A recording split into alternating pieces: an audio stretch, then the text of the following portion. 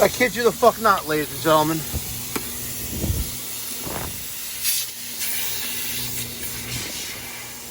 I kid you the fuck not.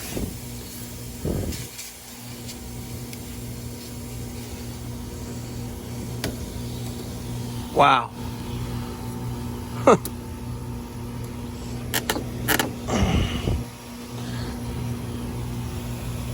Wow.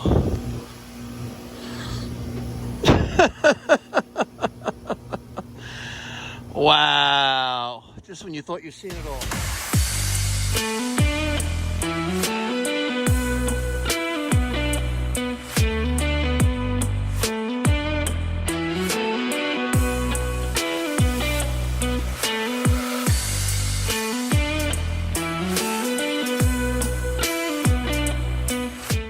All right, ladies and gentlemen, we're back in the 12-foot ceiling house.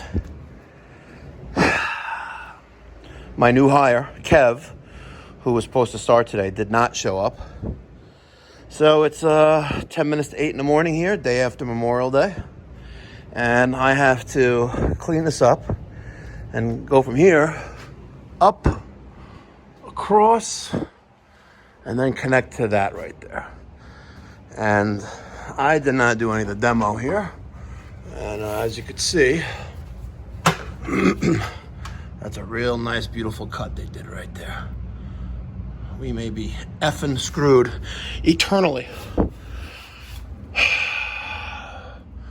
what this wire is, this may be the, something else.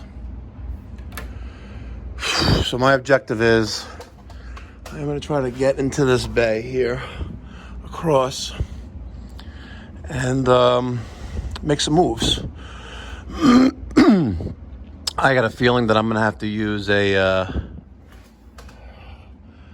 90 here of some means. We'll figure it out. I don't know. Look at this oil. Yeah, you know this is going to last forever. All right. Considering I am one person, I gotta get from there to there. Considering I am one person, and it's 8:07, and this is what I got done so far, I got pretty impressive. Peter just texted me that his ETA is a half an hour, about a few minutes ago. He missed his alarm, and he's a half hour out. Can't win. I use my Yellow Jacket ratcheting tubing bender for ACR copper. I made a little bend right there. I used my Navic mini tubing cutter. I cut that end off, that end. There's the scraps, as you can see. I like to use a tubing cutter to just hold up the insulation, the armor flex on the insulated refrigeration line.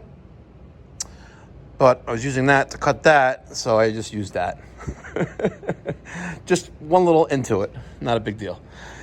I am going to clean the ends off. We're going to deburr the pipe. We're going to use the zoom lock. This is a 7/8 copper line there. So we're going to use a zoom lock coupling right there. And I'm going to show you step by step how much time I save when I don't record everything I'm doing, to show you guys how you could save time, which equals money, and spend more time with your family when using Zoom Lock.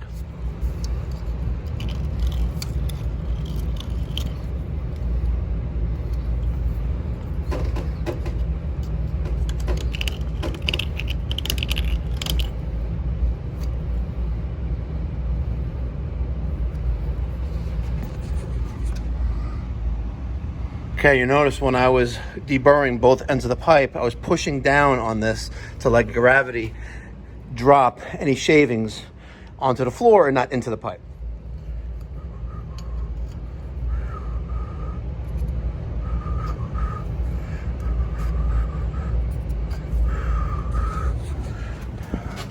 Pretty deep. When I ordered my RLS Zoom Lock kit many years ago, it came with this tool right here, so we used that to mark the depth. And even though these things have little integrated stops on them, right, you still want to mark the pipe. All right, now that my pipe is marked. My coupling is on. We're going to zoom lock it together.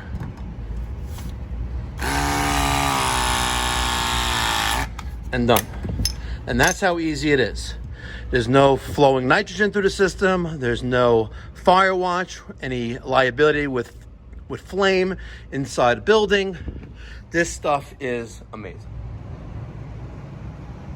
All right, I got my 3/8 connected, and even use the RLS 3/8 single directional filter dryer.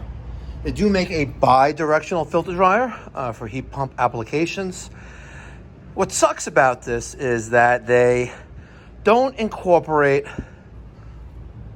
the zoom lock couplings on the filter dryer. Why? I got no effing idea. To straighten my 3/8 copper, I use this little nifty little block right here. One of those Instagram plumbers, George maybe, or HVAC Combat, or the other guy that he always does with him. They're in Jersey. They showcased this about a year ago, and I bought a couple of them. They're pretty cool. Give a shout out to those guys. Thank you. All right, filter dryer's connected. I put a couple zip ties here, and I still got to do the rest up there. Now I am going to get some nitrogen.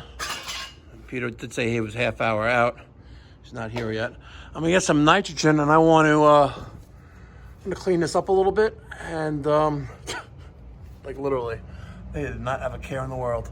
I'm gonna clean this up a little bit, cut that back a little bit, make that straight, clean, deburr, blow it some nitrogen through there, and hopefully we have no problems. But you know what? With lines open to the atmosphere like this, you're gonna have all that moisture, the atmosphere going inside those lines.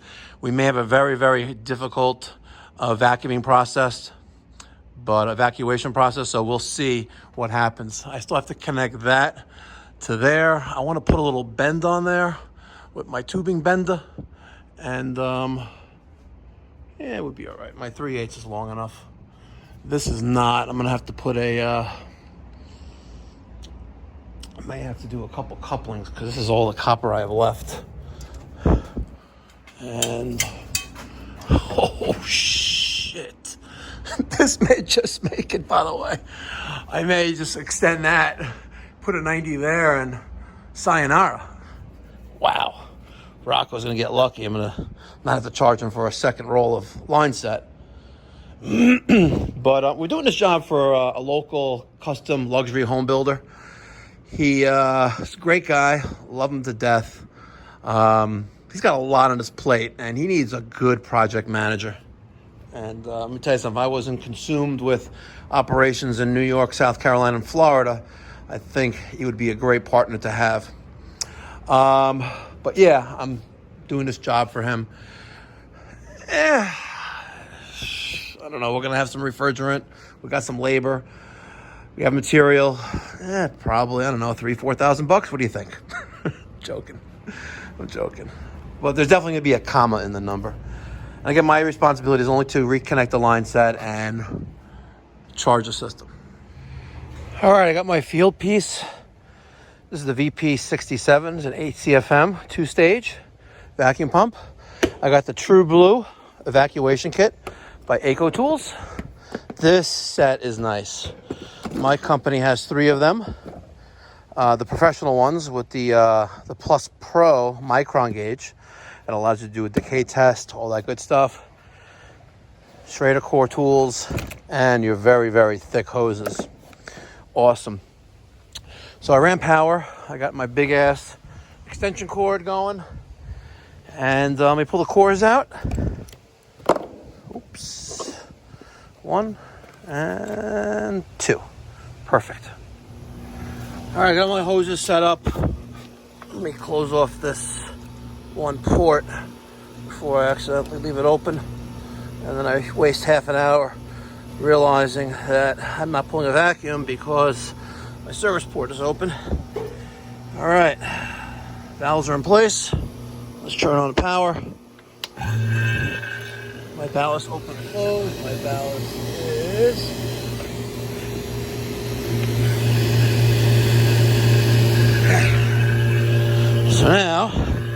let's open up that one and that one. That one's kind of in the way, but I think we'll be all right. 10 after 9 on May 28th. I kid you not. It has freaked the shit out of me. This compressor just kicked on for a second and turned off. No one ever pulled the disconnect. Oh my God, you gotta be kidding me.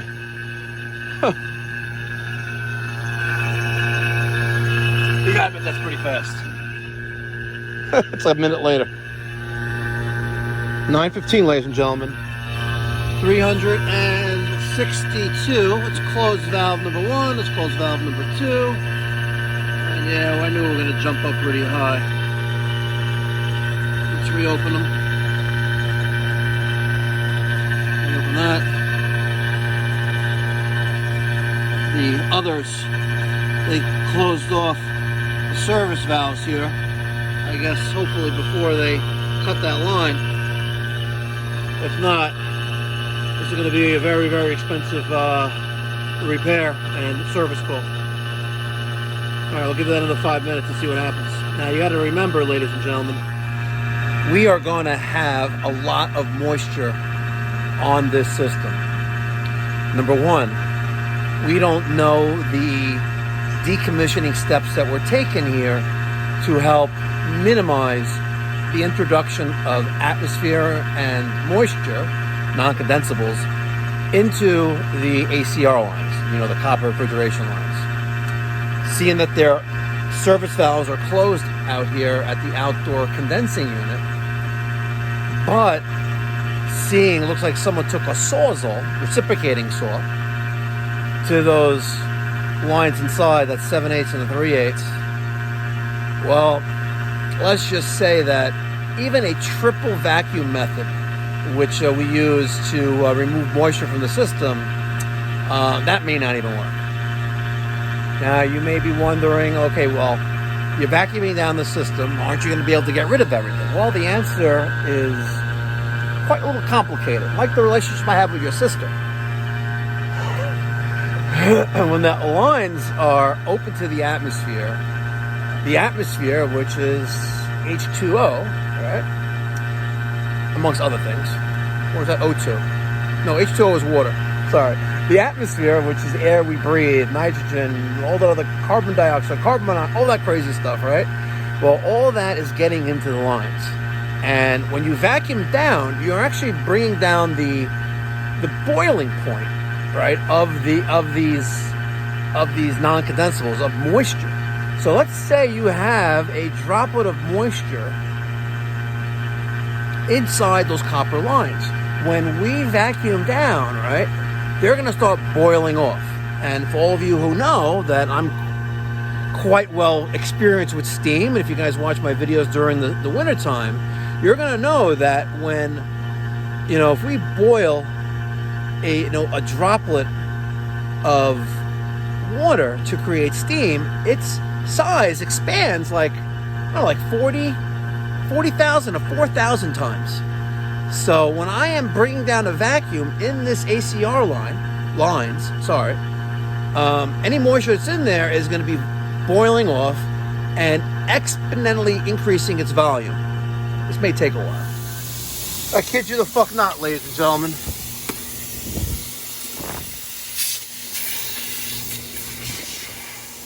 I kid you the fuck not.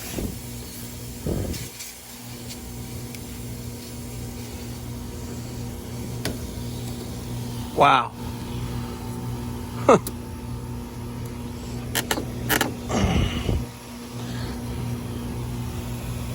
Wow.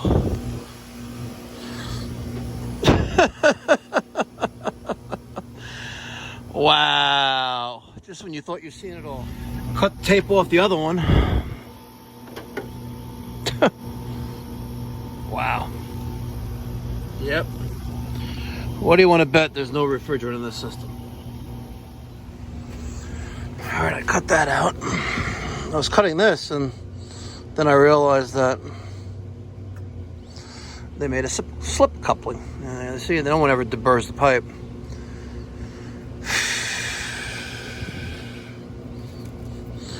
I'm going to get the pipe extender for this and the coupling for that. All right. Thank God for Zoom lock. This would have been at least another hour.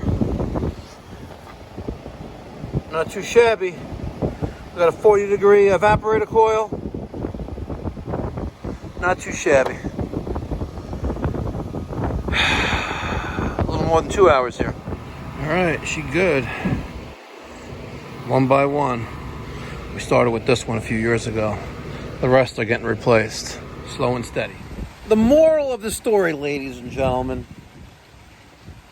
is that when you try to cut corners, I did not triple evacuate this system with nitrogen. I didn't. I tried to cut corners by not having to do that. I was running a little low in nitrogen.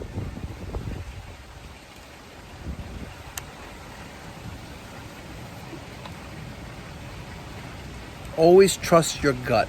My gut told me that I needed to do a triple evacuation. And if I would have done that, the high pressure nitrogen that I would have purged through the line set, through the evaporator, and back out to the service port, the opposite service port at the condenser, it would have probably exposed that taped up cut on the high and low side. But I didn't do it. We're only human, ladies and gentlemen. We make mistakes, and I'm not going to do that one again. Nope, sure ain't. Thank God for Zoom lock.